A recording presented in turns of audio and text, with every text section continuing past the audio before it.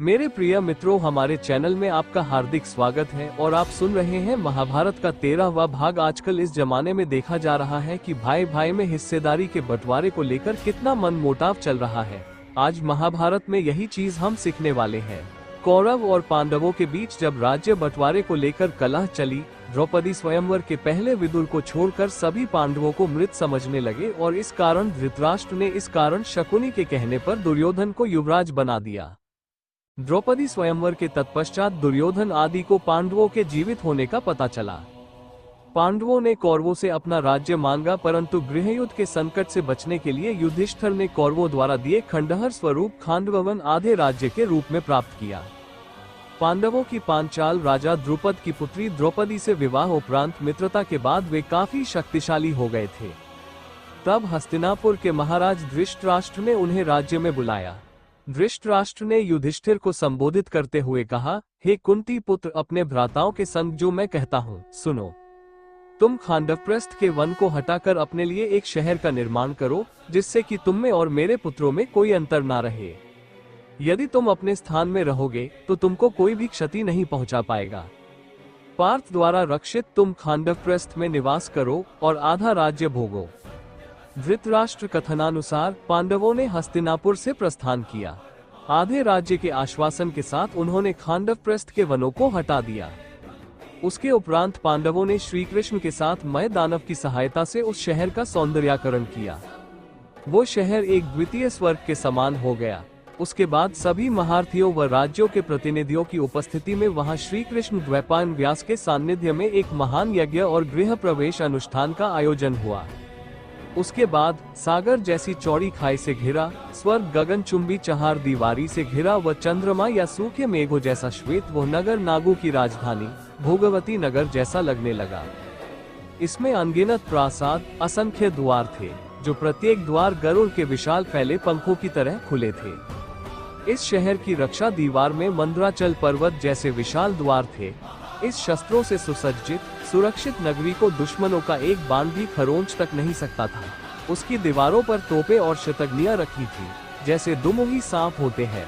बुर्जियों पर सशस्त्र सेना के सैनिक लगे थे। उन दीवारों पर बृहत लौह चक्र भी लगे थे। यहाँ की सड़कें चौड़ी और साफ थी। उन पर दुर्घटना का कोई भय नहीं था। भव्य महलों, अट्टालिकाओं और प्रासादों से सुसज्जित यह नगरी इंद्र की अमरावती से मुकाबला करती थी। इस कारण ही इसे इंद्रप्रस्थ नाम दिया गया था। इस शहर के सर्वश्रेष्ठ भाग में पांडवों का महल स्थित था। इसमें कुबेर के समान खजाना और भंडार थे। इतने वैभव से परिपूर्ण इसको देखकर दामिनी के समान आंखें चौंधिया जाती थीं। जब शहर बसा तो वहां बड़ी संख्या में ब्राह्मण आए, जिनके पास सभी वेद शास्त्र इत्यादि थे। वह सभी भाषाओं में पारंगत थे। यहाँ सभी दिशाओं से बहुत से व्यापारी गण पधारे। उन्हें यहाँ व्यापार कर दून संपत्ति मिलने की आशाएं थीं। बहुत से कारीगर वर्ग के लोग भी यहाँ आकर बस गए। इस शहर को घेरे हुए कई सुंदर उद्यान थे, जिनमें असंख्य प्रजातियों के फल और फूल इत्यादि लगे थे। इनमें आम्र, अमृतक, कदम्ब, अशोक, चंपक, पुन्नग, नाग, लकुचा, पनास, सालस और तालस के वृक्ष थे। तमाल, वकुल और केतकी के महकते पेड़ थे। सुंदर और पुष्पित अमलक, जिनकी शाखाएं फलों से लदी होने के कारण झुकी रहती थीं।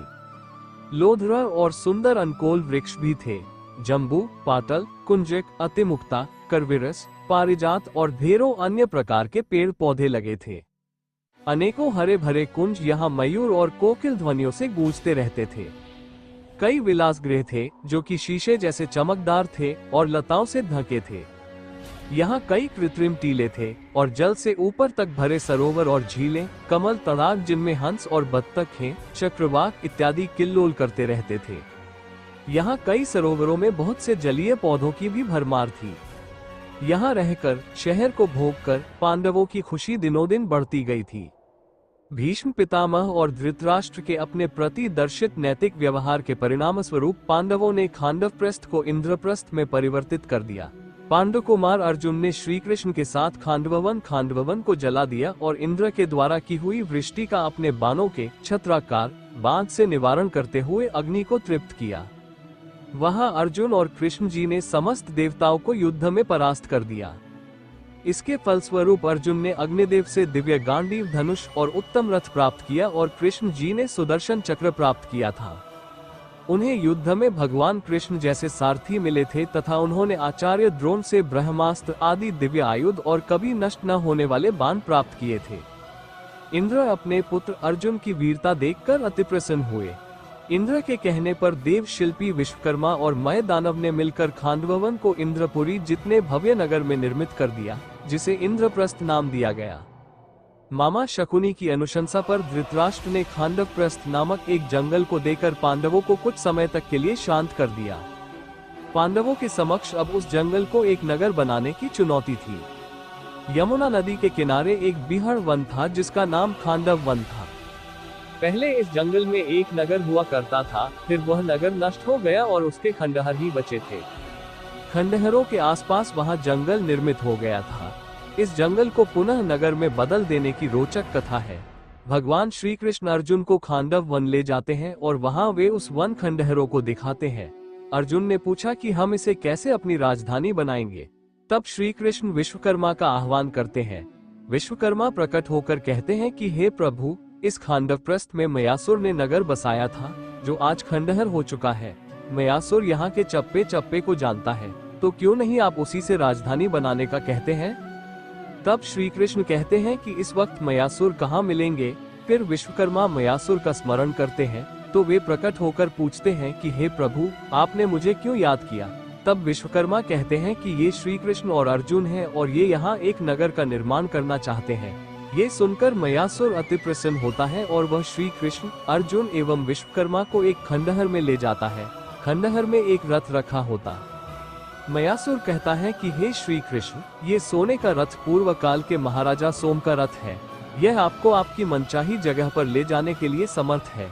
उस रथ में एक गदा रखी होती है जिसे दिखाते हुए मयासुर कहता है कि ये कौमुद की गदा है जिसे पांडव पुत्र भीम के अलावा और कोई उठा नहीं सकता है। इसके प्रहार की शक्ति अद्भुत है। गदा दिखाने के बाद मयासुर कहता है कि यह गांडीव धनुष है। यह अद्भुत और दिव्य धनुष है। इसे दैत्यराज वृषभवा ने भगवान शंकर की आराधना से प्राप्त किया था।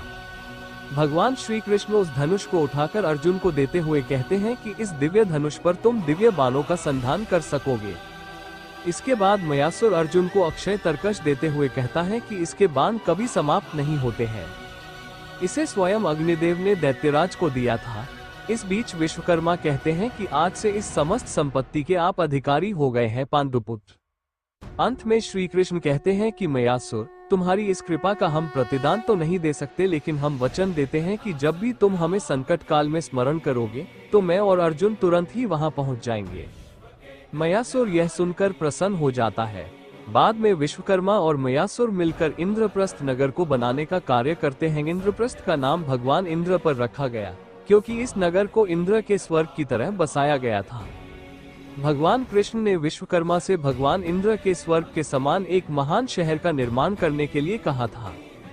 विश्वकर्मा ने इस नगर में दिव्य और सुंदर उद्यान और मार्गों का निर्माण किया था, तो मयासुर ने इस राज्य में मयसभा नामक भ्रमित करने वाला एक भव्य महल बनाया था। इंद्रप्रस्थ। इस तरह इंद्रप्रस्थ, जो पूर्व में खांडवप्रस्थ था, को पांडव पुत्रों के लिए बनवाया गया था। यह नगर बड़ा ही विचित्र था।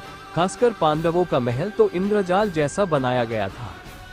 द्वारिका की तरह ही इस नगर के निर्माण कार्य में मय दानव और भगवान विश्वकर्मा ने अथक प्रयास किए थे, जिसके चलते ही यह संभव हो पाया था। जब पांडवों और उनके चचेरे भाई कौरवों के बीच संबंध बिगड़ गए तो कौरवों के पिता धृतराष्ट्र ने पांडवों को यमुना किनारे खांडवप्रस्थ का क्षेत्र दे दिया। वहां उन्होंने जलाशयों के गड्ढों से घिरे हुए एक नगर को बनाया और उसकी रक्षात्मक प्राचीरें बनाई। धृतराष्ट्र के कथनानुसार पांडवों ने हस्तिनापुर से प्रस्थान किया। आधे राज्य के आश्वासन के साथ उन्होंने खांडवप्रस्थ के वनों को हटा दिया। उसके उपरांत पांडवों ने श्री कृष्ण के साथ मय दानव की सहायता से उस शहर का सौंदर्यीकरण किया। वो शहर एक द्वितीय स्वर्ग के समान हो गया। यहाँ से दुर्योधन की राजधानी लगभग 45 मील दूर हस्तिनापुर में ही रही। आज हम जिसे दिल्ली कहते हैं, वही प्राचीन काल में इंद्रप्रस्थ था। दिल्ली के पुराने किले में जगह जगह शिलापटों पर लगे इन वाक्यों को पढ़कर यह सवाल जरूर उठता है कि पांडवों की राजधानी इंद्रप्रस्थ कहाँ थी।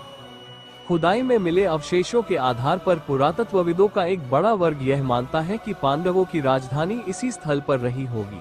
यहाँ खुदाई में ऐसे बर्तनों के अवशेष मिले हैं जो महाभारत से जुड़े अन्य स्थानों पर भी मिले हैं। दिल्ली में स्थित सारवल गांव से 1328 ईस्वी का संस्कृत का एक अभिलेख प्राप्त हुआ है। यह अभिलेख लाल किले के संग्रहालय में मौजूद है। इस अभिलेख में इस गांव के इंद्रप्रस्थ जिले में स्थित होने का उल्लेख है।